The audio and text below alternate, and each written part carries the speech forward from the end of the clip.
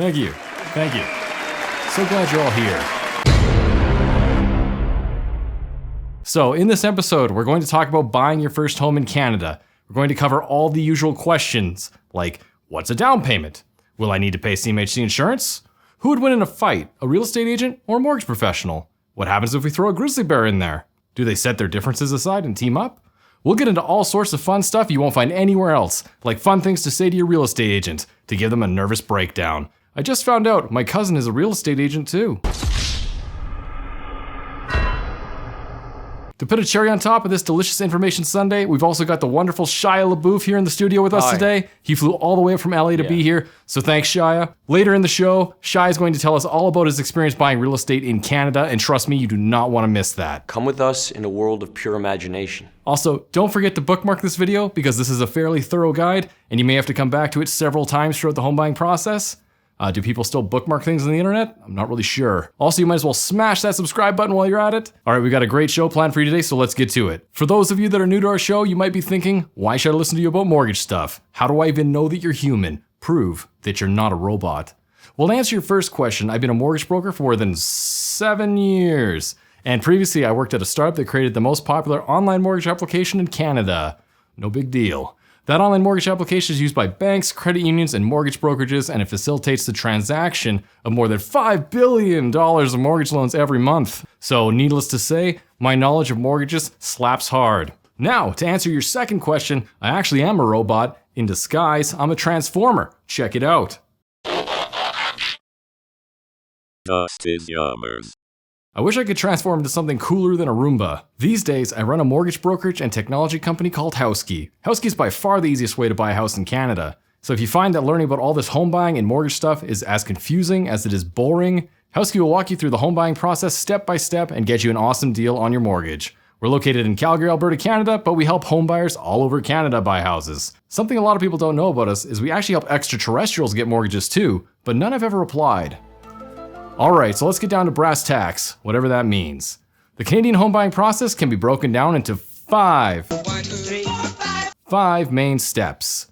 Figuring out how much house you can afford, getting your mortgage pre-approval,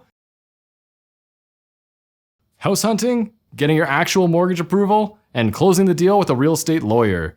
Let's start off by figuring out how much house you can afford. Qualifying for a mortgage in Canada pretty much comes down to 4 things. 1. What's your down payment? 2. What's your income? 3. What are your existing debt obligations, your existing credit card and loan payments? 4. What's your credit score? Okay, so let's start off with number 1. What's your down payment? If you don't know what a down payment is, it's basically the amount you have saved up in your piggy bank that you're putting towards buying your new property. Your down payment shows mortgage lenders that you're the real McCoy, known as the real McCoy, and that you're not just another goofball trying to look cool in front of their friends. The minimum required down payment to buy a property in Canada is 5% of the purchase price. This is true for properties up to $500,000. The rules get a bit wonky above that. For purchase prices above $500,000, the minimum down payment is calculated as 5% of the first $500,000 and then 10% for any remaining amount above that. But just to make things extra confusing, any purchase price above $1 million jumps straight up to a minimum 20% down payment because hey, why not? Now forget everything I just told you because we have a down payment calculator on the Housekey website that you can use to calculate your required down payment, and that's just a lot easier. Bookmark it because it's going to be by far the easiest way to figure out your down payment. A lot of people try and save a down payment of more than 20% so they don't have to pay for CMHC insurance on their mortgage. CMHC insurance protects your mortgage lender from loss in the case that you do not repay your mortgage loan. When your down payment is less than 20%, the CMHC insurance premium is automatically added to your mortgage principal. Strangely, you often do not save money when you actually put more than 20% down to avoid paying for CMHC insurance. Are you ready to ride the Jargon Dragon to Bizarro Town? Saddle up. Let's go for a ride. Once you pay more than 20% down, your mortgage changes from an insured mortgage to an insurable mortgage, which means you are not paying for the insurance on it, but it can be insured. In response, the lenders have higher interest rates for mortgages over 20% down to compensate for the hypothetical additional risk of either holding that mortgage that has no insurance on it, or alternatively, to cover the cost of purchasing additional insurance for it. So that way, the cost of paying that insurance actually comes out of your pocket because they're just passing that expense on to you by giving you a slightly higher interest rate to cover the added risk. It's definitely not a giant regulatory mess if that's what you're thinking. Bottom line, saving for a 20% down payment is likely not going to save you as much on interest as you were hoping for. We do have a CMHC insurance calculator on our website. No, we don't. I don't know why I wrote that.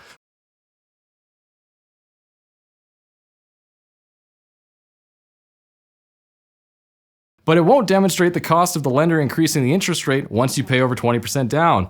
It'll just say $0 because that's technically correct. That's probably why people think they save a bunch of money when they pay more than 20% down, but that's not usually actually correct right now. Besides your down payment, there are also additional costs you'll need to consider when you're buying a home. For one, you'll have to pay a real estate lawyer to change your property's title over to you and do some other mysterious law magic. That usually costs around $1,000 to $1,500. Another potentially large cost is land transfer taxes. Depending on which province you live in, the amount of land transfer tax you will pay can vary substantially, so definitely check out your provincial laws. Though we facilitate mortgages across Canada, Housekey is located in Alberta, and here there are no land transfer taxes, just a couple of relatively inexpensive fees. In provinces like BC and Ontario, there are significant land transfer taxes that are generally in the thousands or even the tens of thousands of dollars. Luckily, they're usually rebated for first-time homebuyers, and sometimes for people that are living in the property they're buying. There's also the wonderful world of GST, HST that can come into effect if you're purchasing newly built homes, so keep an eye on that as well. Often builders will include it in the purchase price, but they may not. Long story short, budget some extra cash to cover those additional closing costs. Now, here's a list of some super fun sources you can use for your down payment. Personal savings, any money in your bank account, like your checking account or savings account. Investments, any kind of investment that can be sold within 60 days can be used. With the first-time homebuyers plan, you can pull your RSPs, tax-free to use for your down payment, though you do have to reinvest the same amount you took out over time, like 15 years or something. I should probably know that. Cryptocurrencies are likely too erratic, so you will probably have to pull them out into cash or less volatile investment before they can actually be used. Gifted funds. So your immediate relatives can gift you money for your down payment. Generally, getting a gifted down payment from a non-related party doesn't usually work, but it's theoretically possible. It just looks super sus to mortgage lenders, and they don't like it. Sale of a property. If you are selling your home in order to buy a new one, the equity, which is what's left after you pay back the remaining mortgage amount owing on the property after all other transactional expenses have been taken care of, that can be used as your down payment, providing you can sell your home prior to buying the new one. Okay, so let's assume you've cobbled together an absolutely incredible down payment with enough spare money for the expected closing costs. What's the next step to figuring out your max purchase price?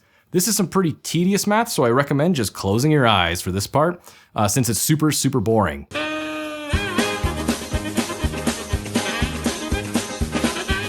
You can also preemptively forget everything I'm about to tell you and just use the affordability calculator on our website, which does exist, which is way faster and less prone to human error than doing these calculations manually. Trust me, they will be wrong.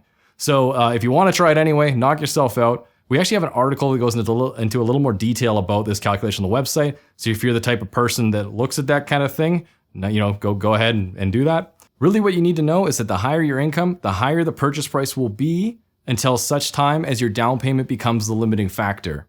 There are other considerations that can limit your qualifying. For example, if you have too many non-housing related monthly expenses, like if you have monthly payments on a bunch of cars and stuff. Also, here's a pro tip. Do not buy a car or take out any sort of loan while getting your mortgage. That's a rookie move. You can find out you no longer qualify for your mortgage somewhere in the middle of the transaction, and that's not super fun for literally every single person involved in your mortgage transaction. Buy your new car or whatever after you've moved into the new place. All right, so continuing on, there's also a whole extra dimension of annoyance to the income equation as well, and that is what income is eligible to be used for your mortgage qualification. To simplify a very complex rule set, if you're salaried, great, it's nice and easy. Your annual salary before tax will be used to calculate the amount of house you can afford. You are one of the lucky ones. However, if your job in any way does not have a guaranteed salary or hours, the average of your last 2 years of income is generally used, or the lowest of the last 2 years if the most recent year is the lowest. Kind of confusing. This average is usually determined by looking at your notice of assessments from the last 2 tax years. There are some additional gotchas as well. Being on a probation period at a new job can sometimes be problematic, as the lender may choose not to allow your income for qualifying at all, which obviously sucks. In the case of parental leave, different lenders determine what percentage of your income they will use for your mortgage qualification. Apparently in the wacky world of finance, being super discriminatory is still A-okay. Some additional sources of income can also be used, such as self-employment income, pension, child support, and investment income. So if you got it, flaunt it. Alright, let's talk about credit scores next. Your credit score can have a large impact on the mortgage amount you qualify for. People think credit scores are really mysterious, but it works pretty much like this. If you've been paying your bills on time and not holding outrageously high balances on your credit cards, you're probably good to go. If you haven't been paying your bills on time, you probably can't get a mortgage. You may be able to if you have more than 20% down, but your interest rate will probably not be anywhere near where you'd like it to be, and there's probably going to be some lump sum fees involved, so that's not super cool.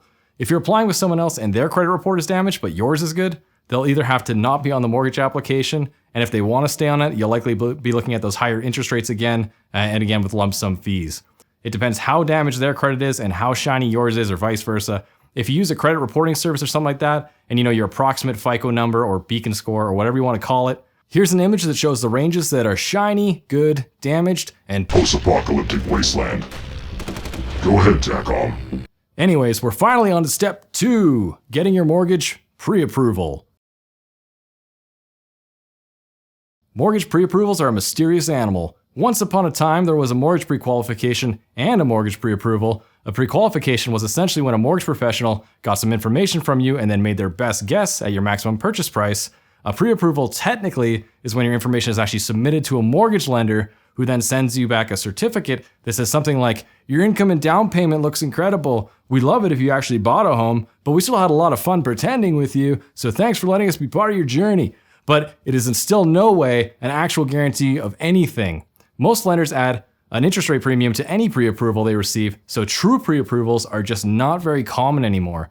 Lenders do not want to do pre-approvals since they take more time to do, hence why they add the interest rate premium, if they're even willing to do them at all.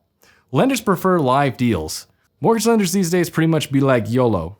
A deal is live once your purchase offer has been accepted. For example, your mortgage deal is live once the seller accepts your purchase offer to buy their property. These days, the words pre-approval and pre-qualification are often used interchangeably, but they both actually mean pre-qualification. Confused yet? Do not worry, it's not just you. Look to the homebuyer to the left of you. Now look to the homebuyer to the right of you. They're just as confused as you are. But the good news is, you can get pre-approved easily by just using HouseKey. It only takes around a minute. We analyze your banking information to do your pre-approval because it's more accurate and we don't risk damaging your credit report for no reason. Bottom line, you instantly get a highly accurate pre-approval, which is actually a pre-qualification, which is confusing. Because they're the same thing. Okay.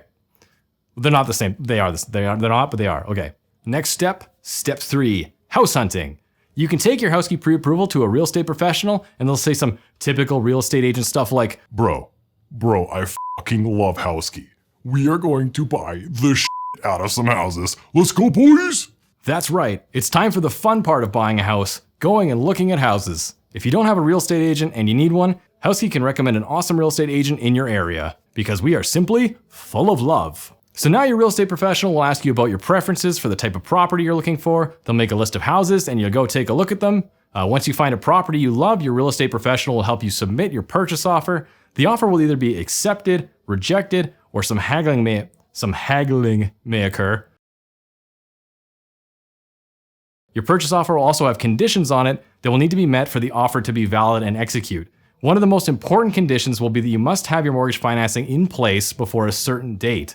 If you can't get your mortgage financing in place by the time the condition of financing date arrives, the purchase offer will be voided. I like to mess around with real estate agents by making them add funny conditions to the purchase offer. For example, add in that the seller must stock the fridge entirely full of beer. Life hack. All right, we're on step 4, getting your actual mortgage approval. Okay, so now that you've got an accepted purchase offer, it's time to get your mortgage approved so your financing is ready to go before your condition of financing date arrives. Your condition of financing date will be specified on your purchase offer. So what will happen is your mortgage broker will submit your entire mortgage deal to the lender who will be like, hi. And with any luck, they'll send you back a mortgage commitment for you to sign. Your mortgage commitment will have various conditions on it that need to be met for it to be valid. Most of the conditions will already be checked off based on various documentation you should have already provided to your mortgage professional. If you submitted an offer on a house before even talking to a mortgage professional or a bank or anybody,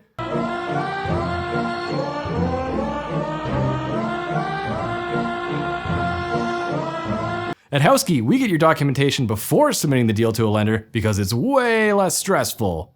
You'll satisfy any remaining conditions by providing the appropriate documentation, and at that point, your financing will be in place. At this point, it's likely your broker will advise you to waive the condition of financing clause on your purchase offer since your mortgage financing exists. Step 5. Closing the deal with a real estate lawyer.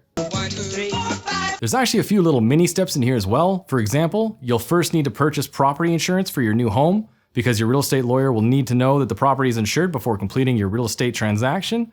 The insurance is for damage to and any damage caused by the property, and it is different from the CMHC default insurance that protects the lender from loss if you don't make your mortgage payments. Your real estate lawyer will also give you the exact amount needed to close your mortgage deal, so you'll have to go get a bank draft for that exact amount, and then your real estate lawyer will also do a whole bunch of other cool stuff like verify your identity, change the title on the property that you've purchased, and move the mortgage funds around. They will also read you like 100 documents and you'll have to sign all of them, and that's super fun. And after all that's done, you'll meet with your real estate agent at your new home and they'll give you the keys. They often bring giant baskets of chocolate and stuff too, so if they don't, ask for it. Be like, where's my swag? If you did your mortgage with Housekey, we'll probably send you something super awesome. I'm thinking either a super cool Housekey hoodie or maybe like 50 puppies. Who knows? I guess you'll just have to use Housekey for your mortgage and find out. And now, without further ado, finally, Shia LaBeouf is going to tell us a little bit about his experience buying a home in Canada. Shia, tell us everything. Well, I had these really magnificent memories of my childhood because we had these magnificent playgrounds. Okay, Shia, I just gotta stop you right there because this is really boring so far. Is there any way you could just quickly summarize in like 2 sentences? No. Well, everybody, thanks for tuning in, and that's our show for tonight. Don't forget to subscribe, and I'd like to thank the wonderful Shia LaBeouf for traveling all the way from LA to be here tonight. We really appreciate him coming out and sharing his wonderful home buying journey with us. So thanks, everybody, and we'll see you next time. Feeling genuinely upset. Also, please tell all your friends Housekey is here to make buying your first home as easy as possible and chew bubblegum, and we're all out of bubblegum. So come on over to housekey.ca and get your new home today.